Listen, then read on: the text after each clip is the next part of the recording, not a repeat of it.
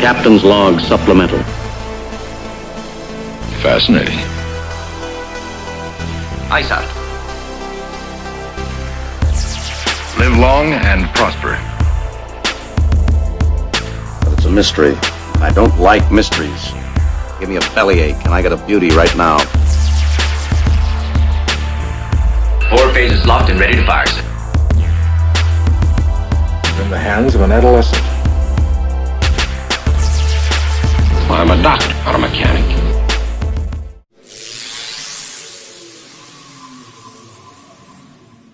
What's going on, everybody? Welcome back to Geeking Poetic podcast. I am your host here with my little bald guy here that I'm just gonna rub him for good luck. He's waving hi. Hey, how you doing? I am Larry Roberts. Across the way, round the corner, down on the corner. I don't know the rest of the words. We have something in the street. Yeah, something in the street. Pooping in the street. Hopefully he's not pooping in the street. We have none other than Vito Marchese, who is not pooping in the streets. No. Okay, good. Pooping it in the streets. Pooping it in the streets. Sorry, I got Doobie Brothers on the brain. Which Doobie you be? Yeah, Megan, which Doobie you be? I be Megan. Megan. Doobie. Megan who? Just Megan Doobie? Megan Doobie. Megan, Guess a doobie. Megan Doobie, Diss a Doobie? Oh, Yeah. my God. All right. We're going to get totally tongue-tied with that one, yeah. So Miss Megan Guess over Hi. here. And you, of course, are watching Trekking Poetic. A Retrospective. Explode. Which we still haven't done an intro for, No, but no. one of these days. Well, that was my take on, like, Trek Retrospective was supposed to be kind of like my Mortal Kombat. Dun, dun, Oh, I was dun, thinking dun, dun, dun. Rumble. Oh, yeah. Monday Night Rumble. Yeah. Well, see, I can't use my "let's get ready to mumble" joke on you anymore because you've been much better about being heard and. We fixed my mic a little. Yeah, we fixed your mic a little. It wasn't all your I still fault. mumble. Yeah, a little bit, but you've been pretty good about it. So I'll take it easy. Okay. Take it easy. But we are here to talk about this kind of a special episode because we're going to take 2 episodes and just compress it into 1 episode because it's really kind of 1 episode. It's just a 2-parter. Very famous episode from the original series for a multitude of reasons. And this episode is The Menagerie. Woohoo. Yeah. So, lots to say about this one. Yeah, he's like, woo! It's summer time! But, lots to say about this one. But again, as always, before we get into the meat and potatoes of it, Vito, what did you think of this one? Very, very excellent. Probably one of the top ones I've seen so far, if not the top. Yeah. All right. Now Yeah. we're talking. See, now we're talking. Well, this is an exceptionally good one. I think I'm very biased for personal reasons, but a lot of people seem to agree. This one won a Hugo Award. Oh, yeah? Oh, wow. It's one of only 2 Trek episodes, original Trek episodes, to ever win a Hugo Award for. So it's that. I know, like, there have been websites. Was it space.com voted it the number 3 Star Trek episode. Wow. See, now So- that I can see. See, it's like, so it's highly regarded, overall. Megan? I am agreeing. It's one of the top few, if not the top. Yeah. I guess it's the top. It's in tip-top shape. The old tippy top. It's at the tip of the top. I guess that shouldn't be too much of a surprise for anybody if they've been watching. You better have been watching. If you haven't, go back and watch all the other episodes, man. Come on, do it. Get with it. Get with the program. I don't want to just talk to hear ourselves talk. Well, he does. The fuck? But anyway, what I was going to say is that it shouldn't be too much of a surprise because a lot of the Menagerie is culled from the very first pilot episode, correct? That was The Cage. right. What they did was, like we talked about in past episodes, Roddenberry and company were like hurting in terms of running out of time Mm-hmm. and resources and stuff to get these episodes done in time. Like Right. they were And all the special effects did not help. No, exactly. And they were constantly like turning in these episodes at like the last minute. There were times that They were already filming sometimes. Yeah. They were. Well, there was times that they were actually turning in the episode to the network to air like the same day it was It going. was filmed, yeah. Yeah, Wow. like it was ridiculous. Like they were really cutting it. And so they were talking with Roddenberry and stuff. They were like, look, we need to buy ourselves a little bit of time here. So he said, let's take the old footage we had and let's figure out a way we can use this because we have a whole episode's worth. And not only did he reuse it to be able to do that, but he made 2 episodes out of it, which was pretty smart on his part. And so then he made a framing story around it. And that's how you notice in like the framing story, there's like, you know, there's not much in the way of special effects. You know, it's pretty sparse, you know. Them in a room. Yeah, a room and a room and a room. You know, they had to create those shuttlecraft scenes. That's probably the most elaborate thing they did for it. But otherwise, all pretty basic. And then, of course, what they had to do for Pike with him. In the Dalek costume. Well, yeah. Good for you, Vito. He did a Doctor Who. Yeah. He's I know right. a small percentage of Doctor Who trivia, and that's And it was it was accurate because he did look a lot like a half human Dalek. Yeah. I kind of was thinking as I was watching it because I watched it earlier today actually, and I just to not like I haven't watched it 5 million times, but I decided to watch it again just to have it fresh. Mm-hmm. And the first thing I thought of when you first see Chris Pike, you know, turn, you know, to the camera and everything, and he's in that, is I was just like, how much would it suck to go from being this badass like captain of the fleet, which is what he became eventually when he got hit by the Delta Rays. The Delta Rays that you guys got that question wrong when we did Star Trek Trivia Torture. I'll put a link here for that if you want to see him get it wrong. When he got fucked up by the Delta Rays and everything, it's like you go from being this badass, you know, dashing captain guy, and then you've literally been reduced to being a space Roomba. Space Roomba. with a blinking light, and that's it. And that's another thing. So here's the thing. I'm just going to get right into it. I love this episode. I love the Menagerie. This is the one that when I was a kid, I talked about this on the Cage episode, so I won't go on too long. But this was the one that when I was a kid, I most remember because my parents loved it and we videotaped it on Betamax. And so I had that on tape. I watched it tons of times and everything. And I just always really liked this one. But being honest, like watching it now, there's like certain things that I'm just like, yeah, I can see how this was sort of like a quick fix script by Roddenberry and everything, because think about all the technological advancements that the human race has had by the time the Star Trek original series is supposed to occur. And the best they could do for that fucking brother was put him in a Roomba Dalek costume and give him a big blinking yes-no thing. Like that. Now, I know McCoy says, you know, the one thing we haven't really been able to tap into is the brain.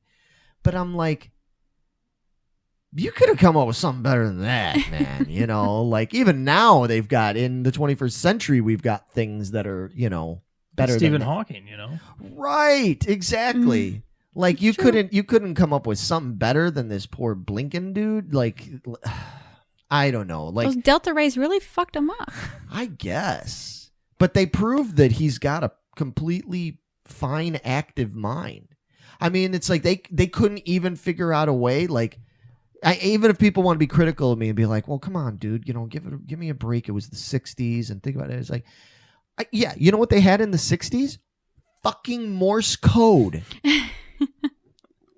They couldn't even have just been like, all right, here. Think Jason Becker. Yeah. The famous guitar player who's got ALS, sadly, you know, it's tragic, terrible story, but Jason Becker's a badass. And he developed a way to be able to speak using his eyes and a chart and all this stuff.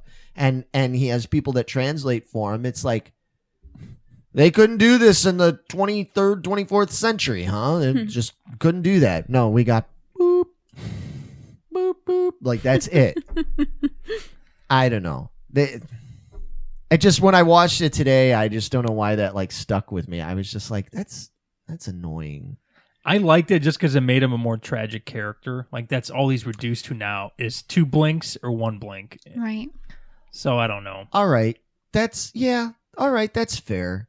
I just, from a storytelling standpoint, yeah, you're right. I do think that it does make him more tragic.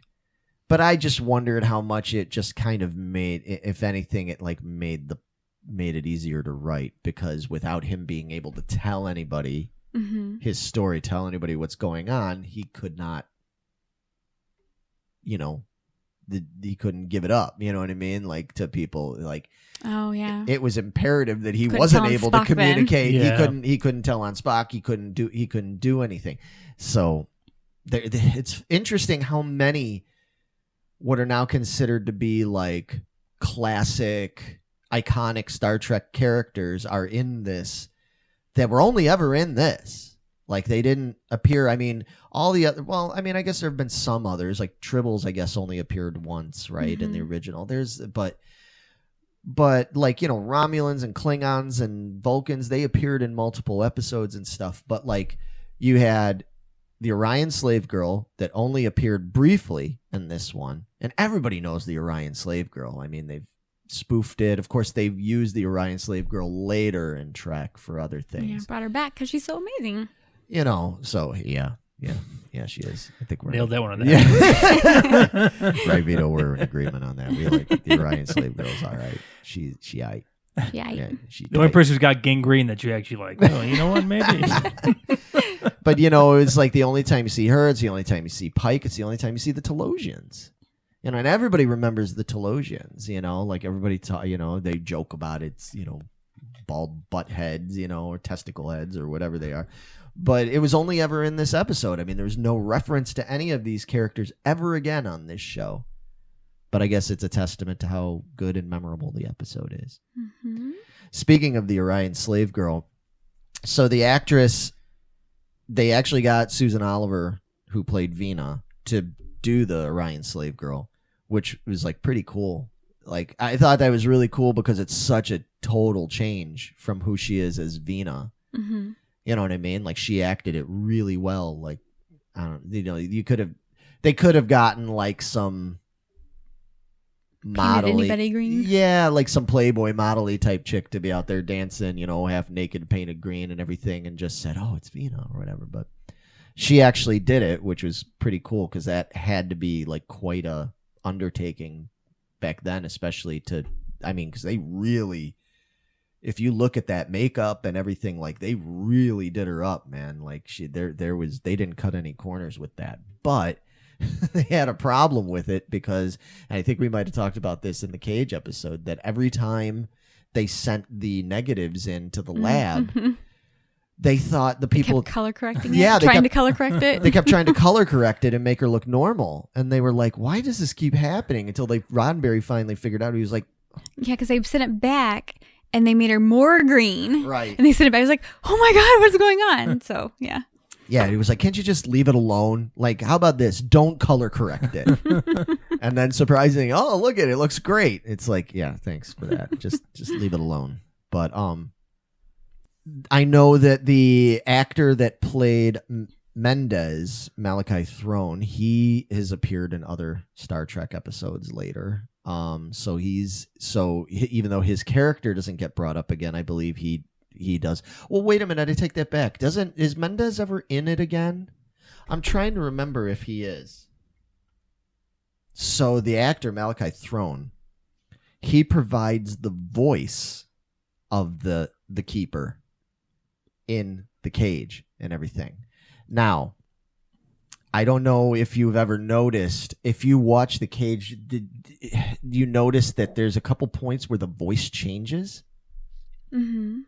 Not so much. It's not in. They changed it in the Menagerie because they didn't want people to recognize the voice. But there's like parts in the Cage, at least in the first version of the Cage that they released, where they used the original footage and then they compiled it with the Menagerie footage and stuff. Right. They changed the Keeper's voice to be that higher, voice like that. But in the original version of the Cage, it's Mendez's voice, and you totally recognize his voice, because this is actually performed by a woman. Yes. Yeah. All the Telosians were women. Yeah. And ironically enough, the actress that played this character, her name was Meg. So we have our own Telosian butthead. Yeah. So then he played Mendez in the Menagerie. So that's kind of like a cool twist that he was actually in, his voice was at least the Cage. And then they brought him back to actually play a role in the Menagerie, even though they removed his voice from the Menagerie. Nah. You get my point. But he also was in Next Gen. He played Poetic, a Romulan senator in Unification. What do you guys think about the framing story that they came up with in this? I mean, I love it, but I have a few questions about it. I just kind of want to see what you guys think about it, like about the way they took the story they built around it. Like, did it feel like it all made sense, or did it feel like there were certain parts of it that, like I did, that were like a little like, well, that doesn't make sense quite, Yeah, it seemed like there was a couple holes in there. Well, I mean, I love the story. The whole idea of it. So that Spock goes in there and kind of goes rogue. And I loved it. It reminded me of a Next Gen plot. Yeah. Yeah. That's a good point. Yeah, it is. Well, let me bring up one thing that I noted was when they're on the planet, when they're on at the Starbase 11, when they're at Starbase 11, and they're trying to figure out what's going on, where did they get this message from, and then they start kind of getting suspicious of, well, Spock is the only one that has any kind of connection to Pike here and all this kind of stuff, and almost immediately they jump to the conclusion of, well, we got to bring up Talos 4. We got to bring out this file, and we're going to show Kirk this file talking about it and everything. What?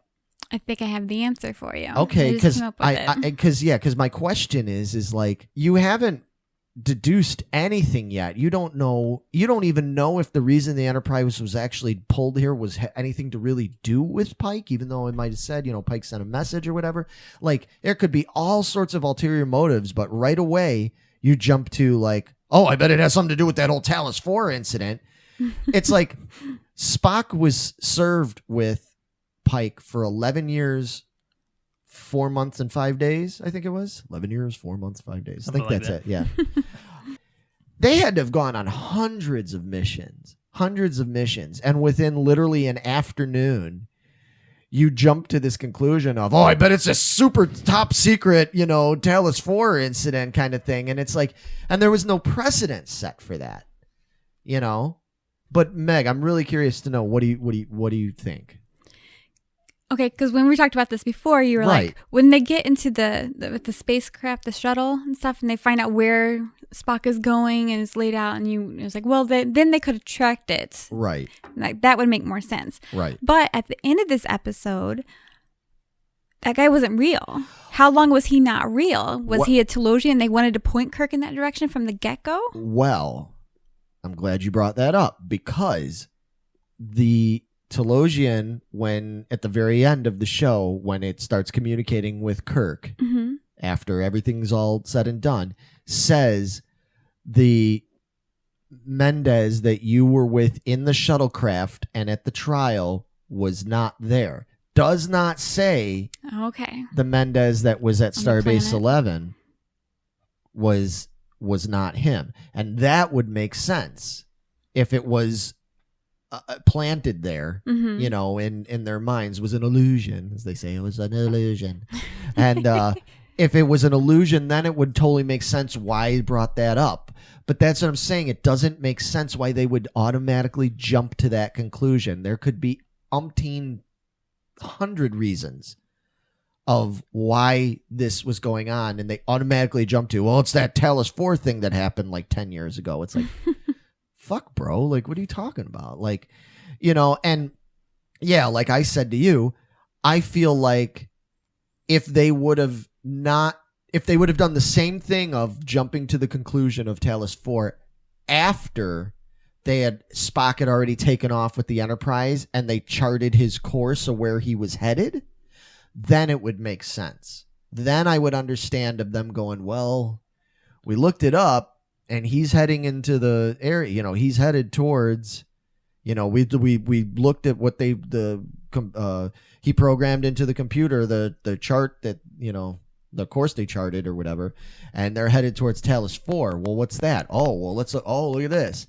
Then it would make sense. Yeah. Mm-hmm. Does that make sense now what I'm saying? For sure. It's like, I know I'm nitpicking, but I guess that's the point of this show, is I just feel like, I'm like, well, and again, it's another one of those things where I never thought that deeply about it, but now that I'm like really analyzing it, I'm like, well, that's a little lazy. It's like, we have to come up with some way to introduce the Talos 4 thing into it, And there may have been something else that was in it that got cut that explains that better. And they didn't go back and fix it. Bingo. That could be BANGO. Bingo is your name-o. That could very well be. Yeah, I mean, because, again, these episodes were long. There was more than enough footage there. There was a lot there. And I know that they did trim these down a little bit from what they'd originally cut. Mm-hmm. So I can't say that that's what it is, but you could be right. There could have been dialogue. There could have been things that led them to that. And if that's the case, then okay, cool. But as it stands, it's just like, that sort of bugs me a little bit. Yeah, because there could have been something in the notes, in Captain Pike's notes. It's like, if I ever go missing, look at Talos 4. Yeah, it could. Yeah. Who knows? Or it's like, after that Talos 4 thing, he could be like, could have put something in the log there, being like, Spock was a little weird about the whole thing. So he was like really excited. Because as we noted before, that's some of my favorite parts is when they show the Spock scenes. He has emotion. They have emotion. It's funny that they left those in. You know what I mean? Like, that's another thing. It's like, it's funny that they didn't edit out the scenes. They didn't have enough thought to go like, we should probably edit out when we show Spock smiling and stuff, because that's not really in character. They're like, nah, just leave it in. It's like a little Easter egg for people, when they the women. It's like, whoa. Well, seeing these old crew members, the pilot episode crew members, I like them a shit ton more than the original series cast, just off the bat. Wow. Yeah. Really? I love Captain Pike as a captain more than I like Kirk. Wow. Yeah, I don't know. When they're on screen, I'm like, yeah, this feels like good. But when the original cast is on, I was like, there's something about this I'm not really gelling about. I don't know. Even the Doctor, I like him better than McCoy. Oh, wow. Yeah. No, I do like... No. Yeah, I'm sorry, Megan. Son of a bitch. I just feel, I don't know. I do... I like the original series cast in the movies, but when they're on the show, I don't know, man. I don't know what it is. I just don't. Well, they're feel still give it time. finding their way. I guess. Give it some time. Because, like, in the prior episode, Bones and Kirk were at each other's throat and stuff. They're not friends. And Spock and him do it all the time, too, where Kirk's yelling at him, and it's not how it is in the later episodes. But I do love that McCoy is sticking up for Spock throughout this whole episode. Even though he hates his guts, I love that about it. Absolutely. You know? It's like, if you're talking about me or you, we'll go half-cocked all the time, and not Spock. That's not Spock. Yeah. That was pretty cool. That's good. Yeah, I agree. I really like that part. I noted that, too, when I was thinking about it earlier, is that it's like, wow, yeah, McCoy is really on Spock's side with this one. And I know people really like when McCoy and Spock go at it, and sometimes it is funny and everything, but I kind of like it when they all work together a little more. Like, I feel like there's a better chemistry there. Like, I like when they bag on each other, you know, when they like joke on each other, but when they're just like, let's put it this way, I'm not real big on racist McCoy. Like, they overdo it sometimes, you know, where it's like, okay, come on, you know. Like, at this point, he hasn't warmed up to him yet. Like, come on, you know. But yeah, that does soften over the seasons and stuff. So, but anyway, yeah, man. I mean, it's tough for me because I'm with you, dude. Like, I love the original, the old Doctor. I love Pike. Like I said, man, it's tough for me. I can't really say Pike is my favorite captain because he was only in the one, you know. Only going on one episode, it just feels funny saying that, you know. Yeah. I mean, at least in terms of favorite captain compared to Kirk, you know what I mean. We're not getting into like Picard and all that kind of business because that's a whole other thing. Yeah, nobody trumps Picard. That's just Never. I don't know. Some people are big fans of Janeway. I'm a huge fan of Janeway, and sometimes she's right up there, but right, it's Picard, man. Right, I know, Megan. I know you agree with that. No, I don't. Not even a little. Telling you, Fucking Megan, crybaby. Season 3 and on from Voyager is spectacular. I'll get to it when you guys make me get to it, I guess. She's Well, like, you're at gonna least be waiting a while. I was say she's like, I got about a decade before I got to worry about it.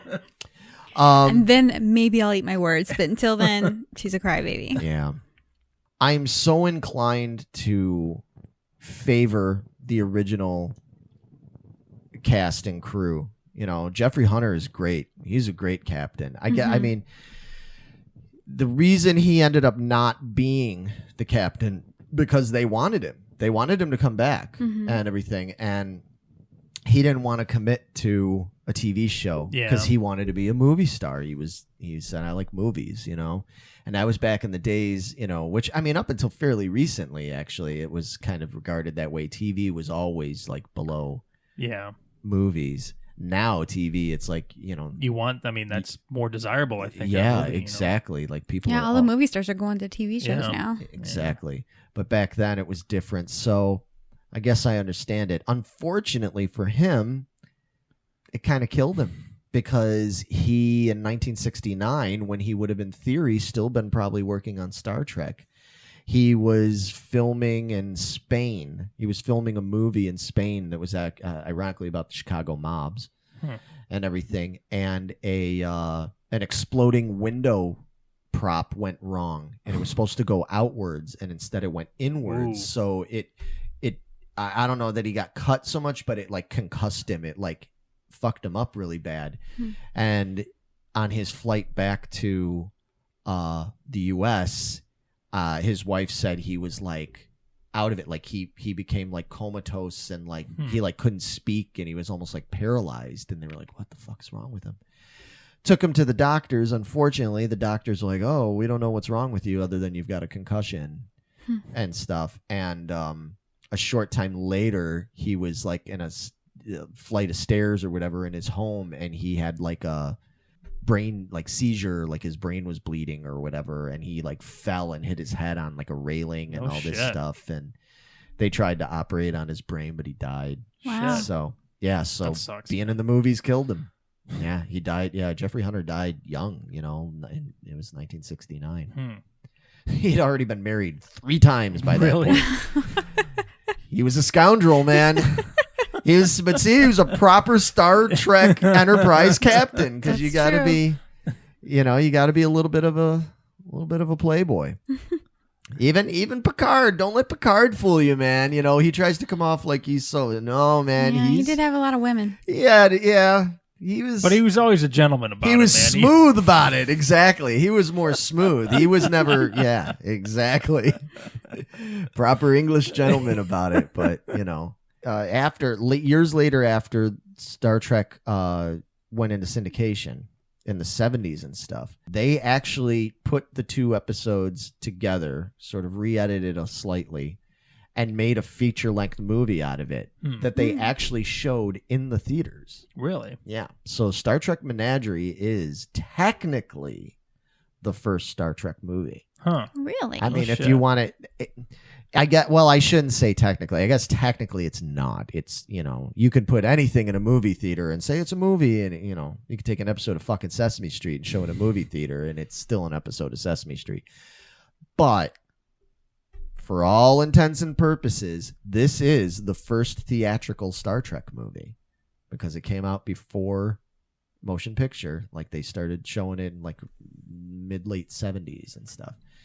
And that's, like I said, that's where I know it from. I don't know it from the episodic television. I know it from when they released it as a movie. So to me, it's kind of weird. And that's why, like I said, obviously, aside from the fact that I grew up so much with this one, more so even than the other ones, I have a different impression of this one because this wasn't just, like I said, one of the other episodes. This was the first Star Trek movie I saw, So again, getting back to what we were talking about previously about just like we were saying about the order of episodes and what order you see them in affecting your impression of it. I think that's the case here too. Now, I mean, we all like it a lot. We all really like this one a lot. But I think for me, like, I still think of this one as a movie. And I saw it. I wasn't the first time I saw it, but I remember seeing it the same day that I went and saw the premiere of Star Trek The Motion Picture. So I saw the two of them on the same day, which was awesome.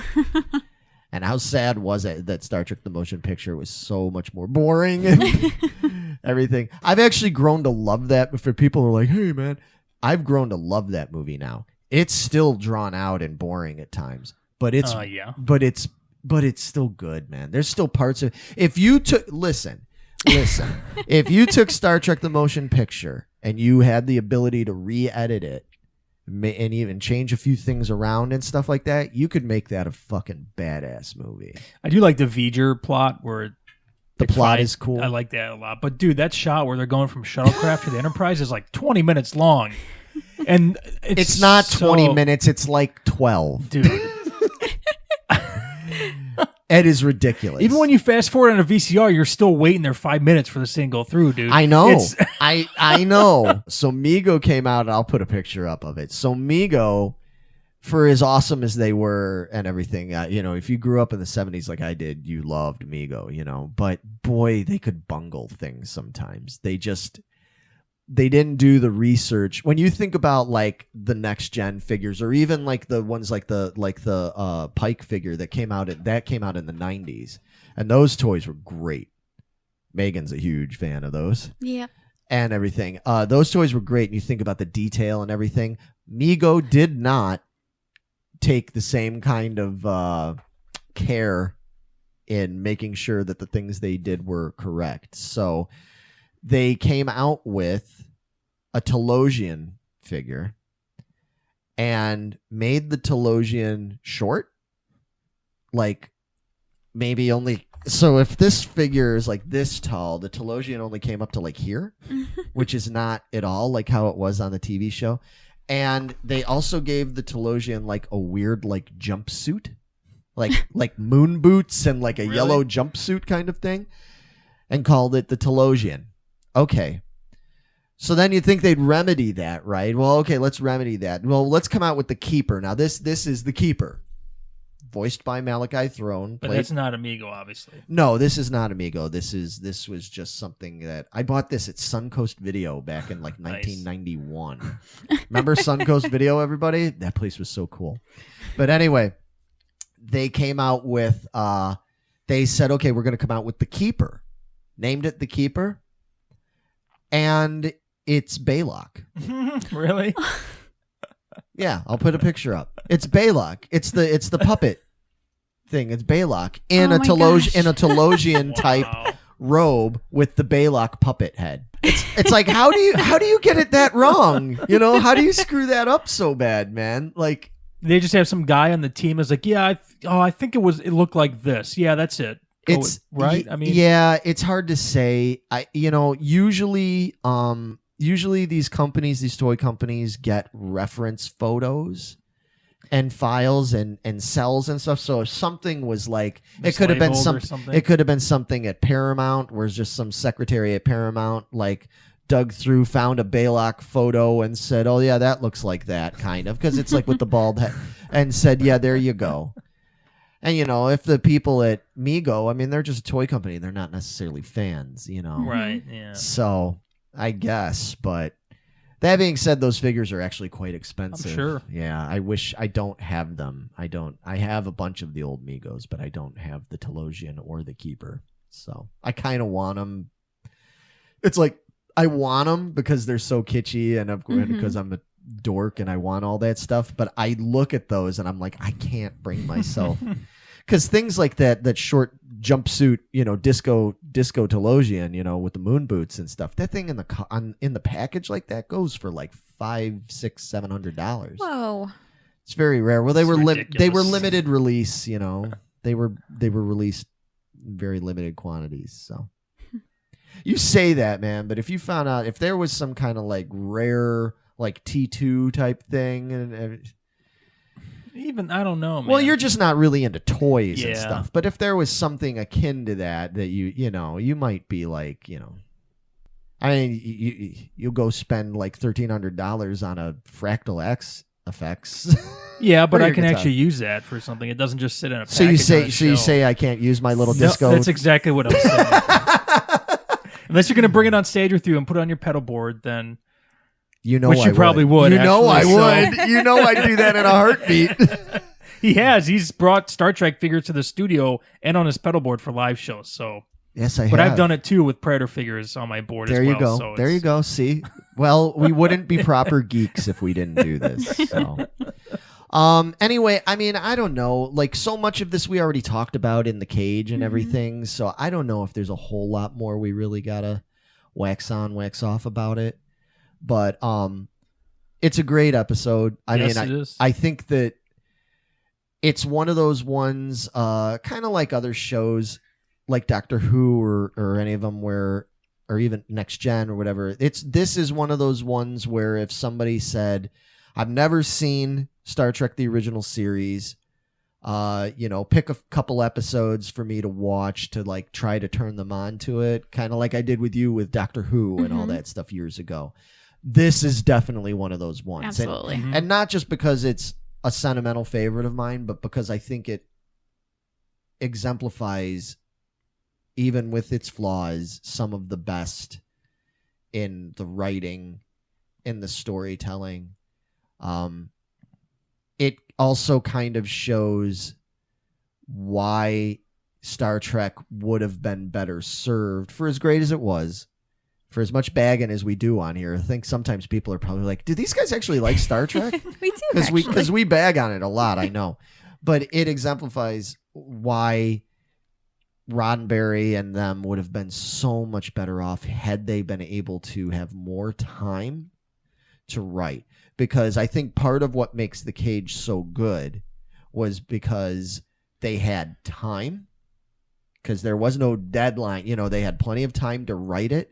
They had a bigger budget because it was just a pilot. They had a bigger budget than they had on average for each episode once the show was greenlit. And it benefits from that. I think that that's a big part of why the writing and the story is so much better and so much deeper, and those characters are so much more interesting and stuff, is because he had all the time in the world. It's like when bands have all the time in the world to make a first album, and they make a great first album, and then they go out on tour, and then like 8 months later the label's like, "All right, get in and make your second album," and you're like, "Oh shit, I had like 5 years to write the first album, now I gotta write the next album in like 5 weeks." Shine down. They've got some other good stuff. Yeah, but that first album, dude. Right. So good. That's the case of a lot of bands. A lot of bands have had that second album. They call it second album syndrome, And when you get a band that gets past that, it's like, okay, you're good, Yeah, so maybe it's a little bit unfair to try to hold this up against the rest of the series because they had so much more benefiting them to make this as good as they did. But because they had that whole budget and time to make all the cage stuff. And then they had their normal budget on top of it to make the framing story with the Menagerie story on it.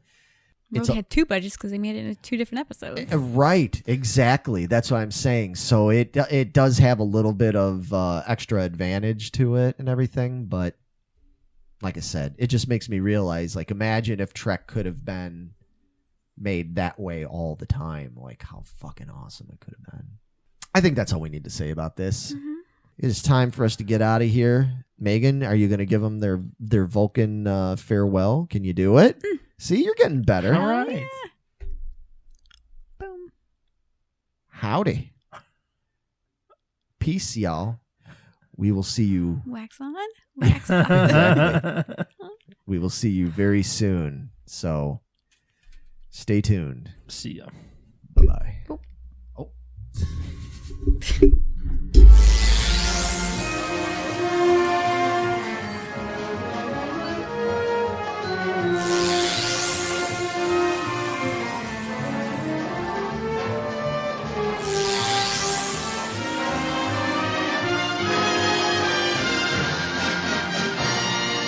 This communication has ended.